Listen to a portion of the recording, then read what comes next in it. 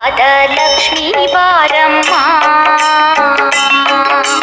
ಭಾಗ್ಯದ ಲಕ್ಷ್ಮೀ ಬಾರಮ್ಮ, ನಮ್ಮಮ್ಮನಿ ಸೌಭಾಗ್ಯದ ಲಕ್ಷ್ಮೀ ಬಾರಮ್ಮ, ನಮ್ಮಮ್ಮನಿ ಸೌಭಾಗ್ಯದ ಲಕ್ಷ್ಮೀ ಬಾರಮ್ಮ.